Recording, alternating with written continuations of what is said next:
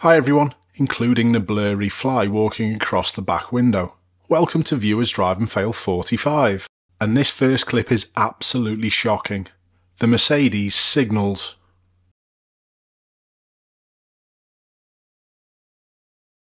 The only problem was they were that shocked they'd actually found it, they crashed into another car. This video is sponsored by Car Vertical.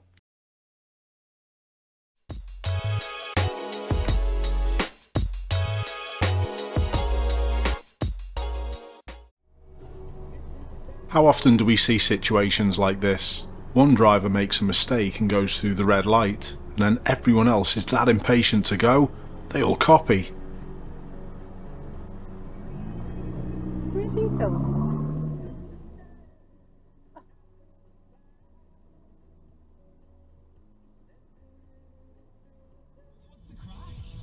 Do you think my viewer was preoccupied with the previous vehicle that emerged badly and missed the final one?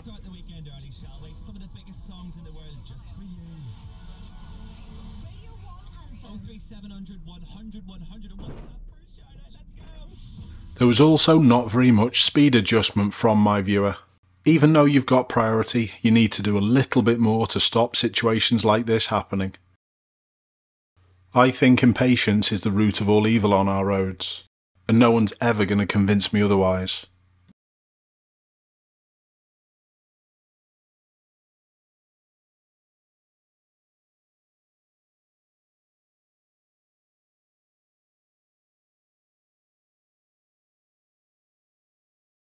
Nice work by my viewer to spot this numpty.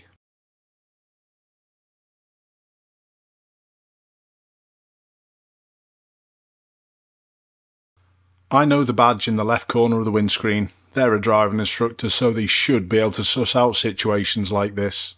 Are you good enough to spot these people?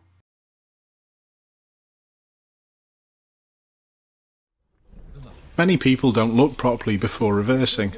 At least my viewer was observant enough to fix it in the end.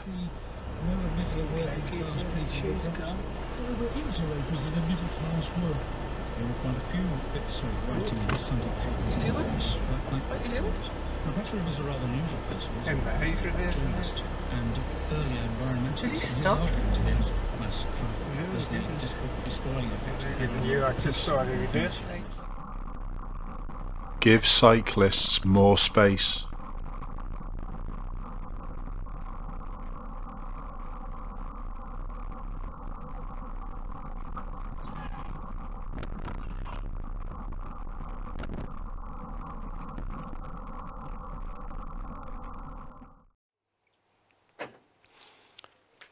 If you gave me any type of car, I could drive it. I can ride motorbikes, I can also drive lorries, I've even had a go at flying planes and helicopters, but if it came to checking out whether a vehicle I'd purchased had accident damage, I wouldn't know where to start. Many cars have a hidden history, so any extra information that you can get before you spend your hard-earned money has got to be good, right? And that's where today's video sponsor, Car Vertical, comes in. This Fiesta, for example, would make an absolutely brilliant driving school vehicle. It's also something that you might consider for a first-time vehicle. Although it looks as though it's had a fair impact at the front, it doesn't mean it's not repairable. Insurance companies will easily write this car off for an accident at this level, especially with the age and value of a vehicle like this. Having this extra information via Car Vertical's new look reports might give you that little bit of extra negotiating room for the price. And if it's been repaired properly, that could mean you pick up a bargain. And if we look at the further history of this vehicle, since it's been damaged and repaired, we can see that it's had 2 further successful MOT inspections since. Car Vertical's reports aren't just there to put you off a potential purchase, don't forget, but they can also help you grab yourself a bargain. So rather than taking that risk when you're thinking about your next potential purchase, please check out the links in the description. Use the code Ashley, save yourself a further 10% and give yourself that extra peace of mind. Speed limits are set because of the potential risks on a particular road. This blatant disregard for other people's safety is absolutely horrendous.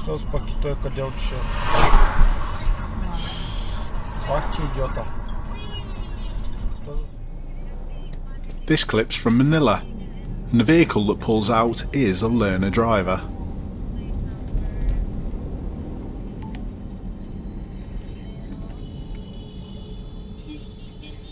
I'm not sure how much control the instructor had of that emerge, but for the learner I can totally understand how terrifying this may be with all these moving hazards.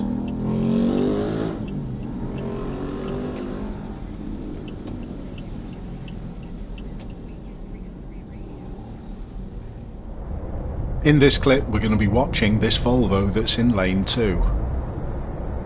We've just passed a sign saying that there's an exit on the left, and this is probably the latest exit I've ever seen from any vehicle. There was also a decent chance for the driver of the Volvo to pop it in front of the bus, because there's no one in between the bus and the further lorry, as you'll see in a moment. And if they'd done that, they'd already be heading off the carriageway.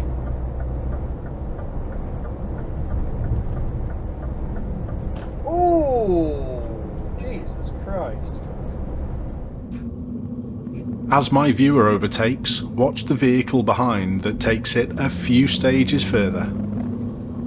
How much can you see over that brow?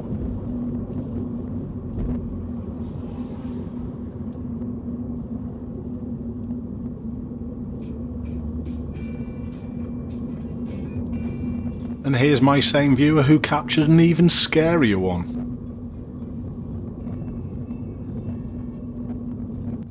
Have a look at the van approaching from behind, in the cycle area.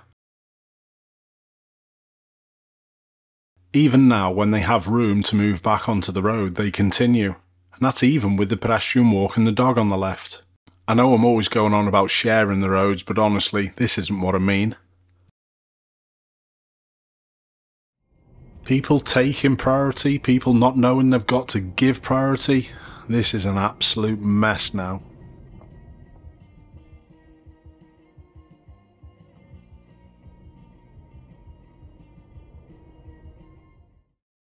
This squirrel seems to have got the message. They're more vulnerable, so they're taking their priority. The cars have got to wait. Now, this squirrel isn't in any rush, so we're going to come back to this clip shortly. But first of all, we're going to have a look at some nice, crisp, clean footage from a VFO A129 Pro.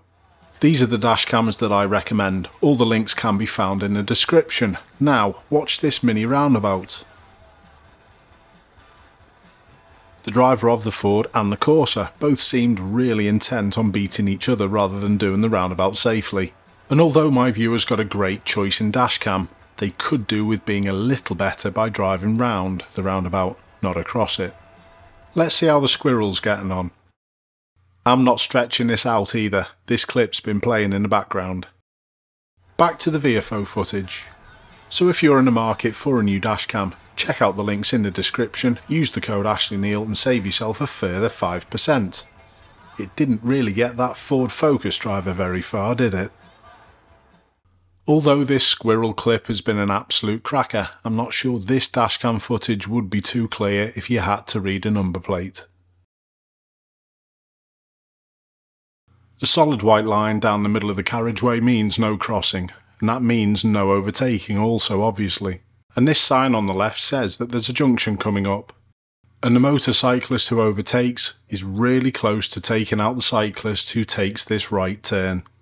A few seconds difference or a few miles an hour difference and this could have been fatal.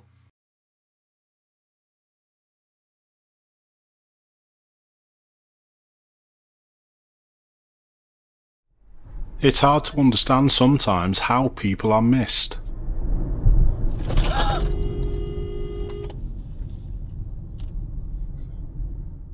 It's also hard for me to understand how little attention people pay.